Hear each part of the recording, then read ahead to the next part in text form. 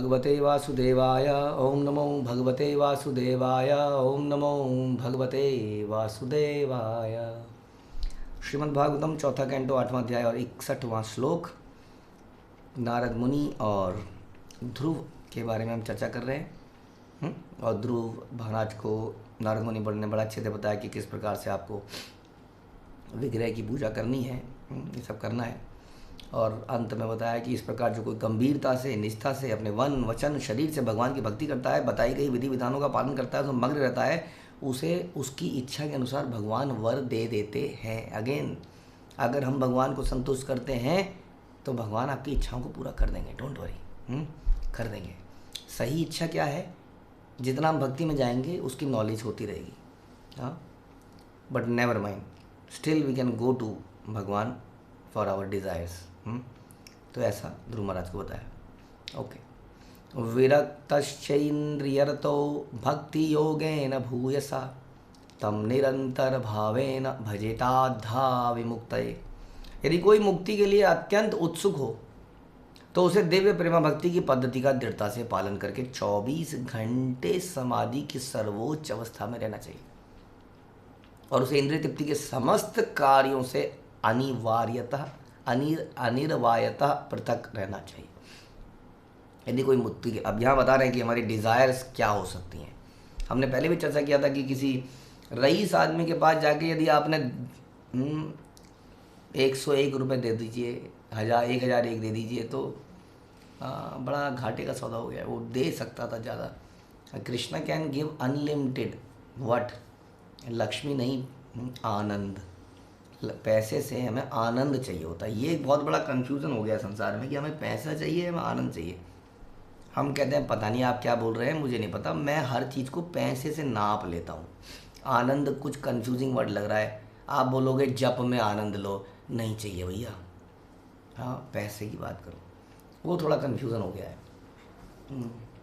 बहुत पैसे वाले व्यक्ति से में भी हम इंटरव्यू कर सकते हैं और जान सकते हैं, लेकिन फिर भी हम कहते हैं नहीं, हमें नहीं जानना, हमें वो भी नहीं जानना, मुझे एक बार वो करने दो, करके मुझे समझने दो।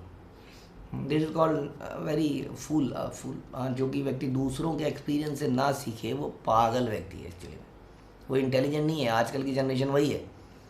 नहीं, अब सब ने तो कर लिया, अब हम भी कर लेते हैं, जो पिट लेंगे कोई बात, हम भी, आप भी पिटे ना, हम भी पिट लेंगे। ये बहुत इंटेलिजेंट नहीं है। इसको डीपली अगर आप कृष्ण भावनामृत भक्तों के संपर्क में आएंगे तो वो आपको समझा पाएंगे। अभी मैं इसको कितना प्रैक्टिकली समझा पाऊंगा आपको, तो लाइवली दिखा सकते हैं हम आपको कि कैसे जीवन जिया जा सकता है। तो हम लोग कोई ऐसी फिलॉसफी नहीं बोल रहे जो कि हम दिखा नहीं सकते आपको। हाँ, दिस इज़ आवर चैलेंज। आइए मिलिए और हम आपको दिखाएंगे कैसे सादा जीवन प्रसन्नचित्त अवस्था में जिया जा सकता है, ब्लिसफुल। तो भगवान इसलिए कह रहे हैं कि मुक्ति के लिए तो ना हो, आपकी डिज़ायर तो कुछ भी हो सकती है भगवान के पास जाने के लिए। तो हम ये चर्चा कर रहे हैं कि हमें क्या चाहिए। जीवात्मा को आनंद चाहिए सबसे पहले तो, है ना। वो आनंद कहाँ मिलेगा, ये सारी क्वेश्चन पे डिस्कशन हो रहा है। तो मुक्ति की बात हो रही है। तो मुक्ति का मतलब क्या है? इस संसार में जन्म मृत्यु से मुक्ति, क्योंकि जब तक जन्म मृत्यु है तब तक आनंद नहीं हो सकता है। नानुपेत्ते, क्या कहते हैं उसमें, नानुपेत्ते पुनर्जन्म दुखालय शाश्वतम। हाँ, नहीं आता, नानुपेत्ते पुनर्जन्म नहीं लेता है, कहाँ पर? दुखालय शाश्वतम। मेरा भक्त जो है इस संसार में नहीं आता है, क्योंकि ये संसार दुख का घर है। कहाँ करता है वो? संसिद्धिम परमाम गतिम, वो सारी सिद्धियों को प्राप्त करके परम गति को प्राप्त करता है मेरा भक्त। ऐसा भगवान बताते हैं। इसलिए इसको मुक्ति कहा जाता है। मुक्ति का रियल मीनिंग ये है। यदि कोई मुक्ति के लिए अत्यंत उत्सुक है, वास्तव में उसको ये बड़ा वाला बेनिफिट चाहिए, तो उसे क्या करना पड़ेगा फिर? तो उसके लिए उसको बड़ा वाला खर्चा भी करना पड़ेगा, है ना। किसी बढ़िया से हिल स्टेशन पे जाना है, बढ़िया से बैंकॉक जाना है या यूरोप जाना है या कहीं जाना है, तो खर्चा भी बड़ा वाला करना पड़ेगा। अब जब भगवान के धाम में जाना है तो खर्चा और बड़ा करना पड़ेगा।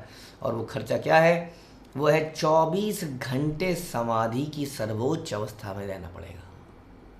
आप कहोगे 24 घंटे समाधि करूँगा तो खाऊँगा क्या, घर वालों का पेट कैसे चलाऊँगा, नौकरी कैसे करूँगा, क्या मैं गंगा में चला जाऊँ, वहाँ पे डुबकी मार के वहीं पे पड़ा रहूँ? क्या मतलब है आपका? तो समाधि का मतलब है अविचल भाव से भगवान की प्रसन्नता के लिए कार्य करना। भगवान की प्रसन्नता के लिए कार्य करने के लिए ज़रूरी नहीं है कि आप पद्मासन पर बैठ जाएं और नाक की नोक पर देखें। It is not mandatory.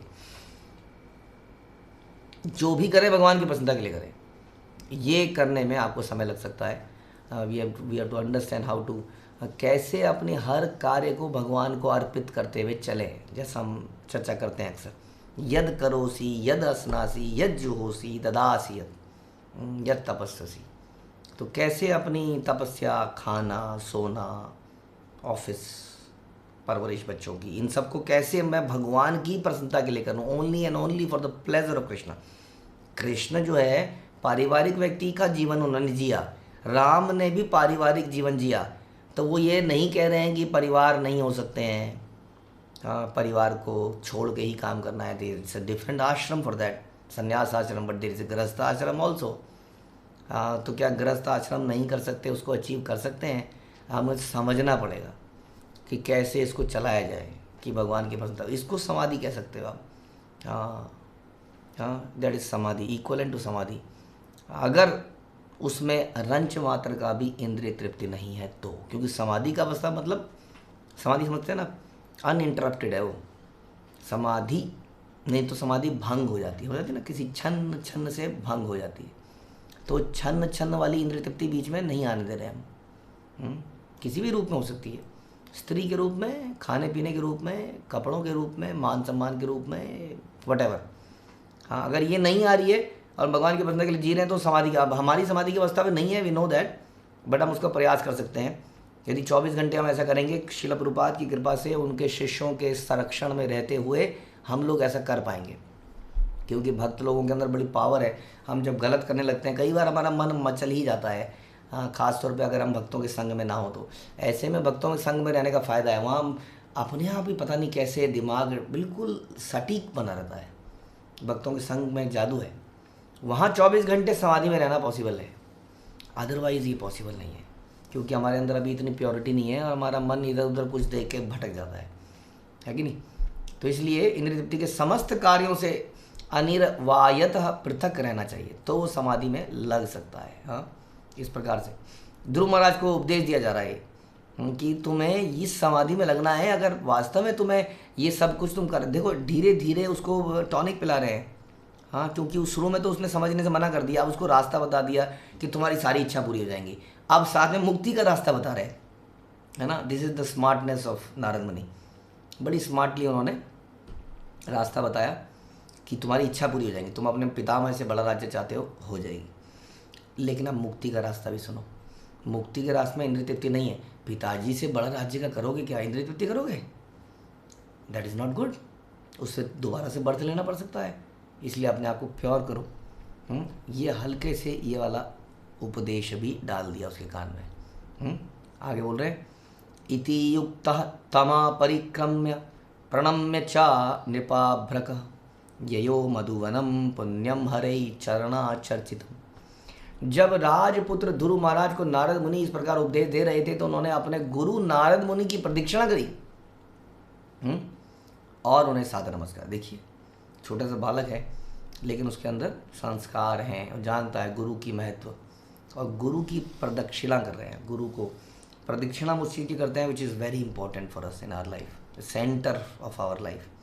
इसलिए भगवान की भी परिक्रमा करी जाती है। ध्रुव महाराज ने यहाँ पर नारद मुनि की प्रदक्षिणा करी, उन्हें सादर नमस्कार किया, क्योंकि उन्होंने उनको रास्ता दिखाया, आंखें खोल दी उनकी। तत्पश्चात मधुबन के लिए चल पड़े विद स्ट्रॉन्ग डिटर्मिनेशन। हाँ, जहाँ श्री कृष्ण के चरण कमल सदैव अंकित रहते हैं, अतः जो विशेष रूप से शुभ है। हाँ, तो ये मधुवन आज भी अवेलेबल है, 12 वनों में जाया जा सकता है। भक्त लोग जाते हैं वहाँ। कई भक्त तो सोचते हैं केवल वृंदावन की वो गलियाँ जहाँ पर लस्सी मिलती है वही वृंदावन है, वो बांके बिहारी का मंदिर, उसके बाहर की लस्सी। जरा ब्रज में जाएंगे तो पता चलेगा, लेकिन हर जगह वो एसी रूम नहीं मिल पाएगा, वो सब। हाँ, ये समस्या है। अब उसके बिना तो हम जा नहीं पाएंगे कहीं। इस कारण हम ब्रज को देख ही नहीं पा रहे हैं कि वहाँ पर क्या क्या है। तो वहाँ पर क्या बता रहे हैं, विशेष रूप से वहाँ पर, हाँ, भगवान के चरण कमल सदैव अंकित हैं। हाँ, तो उस जगह पर ध्रुव महाराज निकल पड़ते हैं अपने गुरु के कहने पर। बहुत बड़ा कार्य है, इतना सा बच्चा निकल पड़ता है। आज भी वो जगह जंगल जंगल सी है, अगर आज भी जाओगे वहाँ पर उस ज़माने में क्या रही होगी सोच सकते हैं हम। तब वो वहाँ पर गए नारद मुनि से आशीर्वाद लेके। तपोवनम गते तस्मिन् प्रविष्टा अंतःपुरम मुनि अर्हिता अर्हणक राज्ञा सुखासीन उवाच तम। जब ध्रुव भक्ति करने के लिए मधुवन में प्रविष्ट हो गए, तब महर्षि नारद ने राजा के पास जाकर यह देखना उचित समझा कि महल के भीतर कैसे रह रहे। अब राजा बोल नहीं पाए थे उतान पात कुछ अपनी पत्नी को, सुरुचि को। क्या उनके अंदर गिल्ट हो रहा है, टेंशन हो रही होगी, मैं बोल नहीं पाया, मेरा बच्चा चला गया, कहाँ चला गया, क्या हो गया। हाँ, ध्रुव तो गए जंगल की तरफ, अब तो स्टेप वापस हो नहीं सकता है। कितना बड़ा पछतावा रहा होगा उस पिता के हृदय में कि बच्चा चला गया, एक तरह से नाराज़ होकर गया है, और गया भी कहाँ है, जंगल में गया है। बताइए, इतना नाराज़ हो गया है, क्या होगा उसका। हाँ, कैसे रहेगा, रात कैसे काटेगा, खाएगा क्या, दूध कौन पिलाएगा, गिलास में दूध गर्म करके कौन देगा, शाम को बिछौना कौन बिछाएगा, लोरी कौन सुनाएगा। उसके बाद जहाँ वो सोएगा पत्तों में, वहाँ सांप हो सकता है, बिच्छू हो सकते हैं, क्या क्या सोच सकता है आदमी, है ना। अब इसका कुछ स्टेप बैक हो नहीं सकता है। ये जीवन में बड़ा इम्पॉर्टेंट है हम अपने शब्दों को या अपने एक्शंस को ऑन द स्पॉट ही ठीक करें। बाद में हम कुछ कर नहीं पाते हैं, और ऑन द स्पॉट हम लोग बंद जाते हैं इंद्रिय में, आलस में, इनडिसिसिवनेस में। हम डिसाइड ही नहीं कर पाते करना क्या है, इतने कमज़ोर हो चुके हैं हम। तो उन्होंने कहा मैं राजा से मिल के आता हूँ। राजा उचित स्टेप सही समय पर ले नहीं पाए, देखते हैं, थोड़ा डांडत बता दूंगा, सुरक्षित है तुम्हारा बच्चा, डोंट वरी। जब नारद मुनि वहाँ पहुँचे तो राजा ने उन्हें प्रणाम करके उनका स्वागत किया। आराम से बैठ जाने पर नारद मुनि कहने लगे, नारद मुनि ने क्या कहा ये हम अगले प्रवचन में सुनेंगे। हरे कृष्णा। श्रील प्रभुपाद की जय। ग्रंथराज श्रीमद् भागवतम की जय। Yes, any questions or comments?